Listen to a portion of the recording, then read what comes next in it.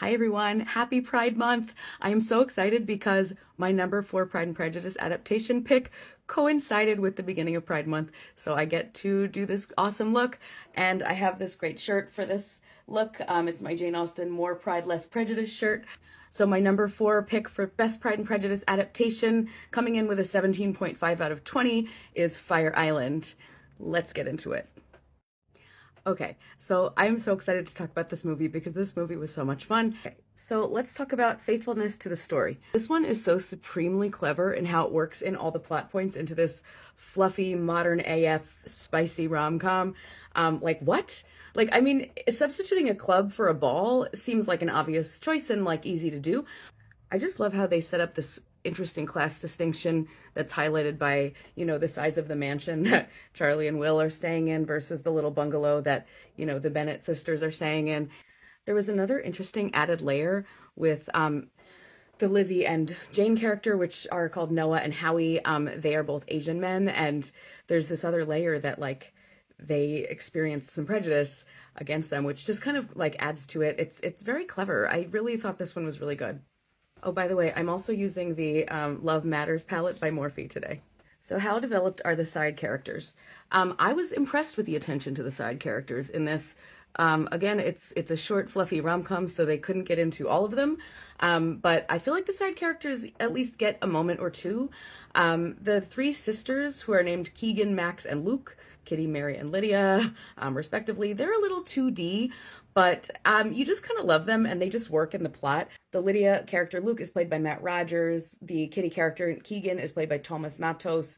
And the Mary character is named Max. That is played by Torian Miller. And those three are just really, really good and funny. And they each have their personality. And so they kind of bring it in a way. No, that is wrong. And so Pesci, look, how do you know? And she goes, I'm positive. Penelope Cruz. Oh, my biological clock is ticking like this. And the way this case is going, I ain't never getting married. The deer with the little bill, bam! The bullet hit you in the head. Oh my! Now most respect you. Who is this? In the bedroom nominee. Laura Dern. Oh yeah, we get it. You're gay. They've kind of combined Caroline and Lady Catherine into this character named Cooper, but he's such a bitch. I love it. He kind of works well. My favorite side character is Margaret Cho plays the Mrs. Bennet character. And, she doesn't get a lot of screen time, and I wish she did. But she does. There is some depth to her that kind of comes out later in the movie. And I who doesn't love her? I'm Charlie, by the way. We know. What? Never mind. Just keep walking. Do you want some whiskey? It would help with your knees. You trust me, I'm a doctor. Okay, what is the chemistry like between the Lizzie character and the Darcy character, whose names are, like I said, Noah and Will? So hot. I mean, like, when they first introduced Conrad Ricamora as Will, I was kind of like, really? Okay. I mean, I liked him on How to Get Away with Murder, but I was kind of like, next to all the other guys that were in that, I was kind of like, okay, but there were some really steamy moments. If it ultimately doesn't matter, then why are we arguing? I don't think we're arguing. So let me win. Okay. You win. Like, hells to the yes. And also be warned, this one is pretty spicy, so don't watch this at work. Overall watchability and feels, my heart soared watching this movie. I was so sucked in and delighted by this movie. I only saw it for the first time this year, but it feels like a movie I could watch a lot, even just for this scene. Just hang around and see a show I'd rather be. If you love me, trust in me. The way that I trusted. We love you,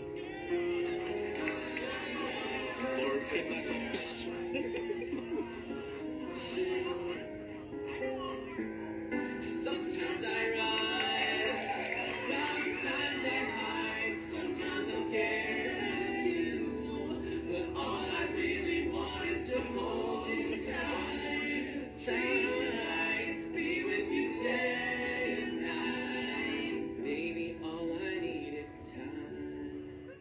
time. So standout assets of this film, like I said, I thought how this movie kind of clung to the plot while also making it modern is, I think, its best standout asset. Like I said, there are the issues of rich versus poor. There is also this deeper issue that, like, is Asian men feeling undesired in the gay community, which really, really breaks my heart. And I felt like it gave this movie a lot more depth.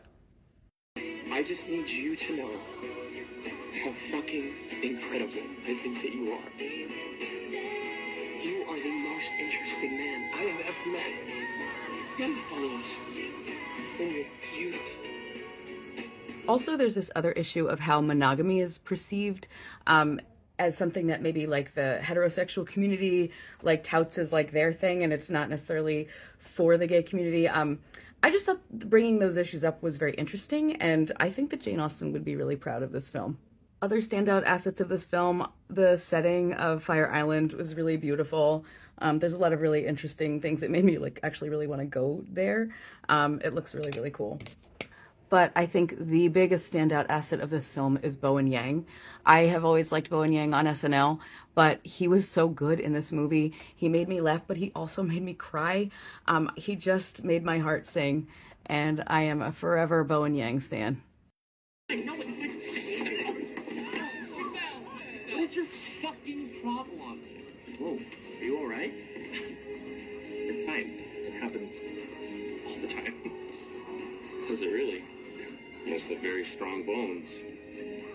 Just my knees, yes. Oh god, that does not sound right. Sorry. All right, that's the look. I hope that you've enjoyed this. I'll be back soon with my number 5 Pride and Prejudice adaptation. Can you guess what it is? All right, I'll see you next time. Bye.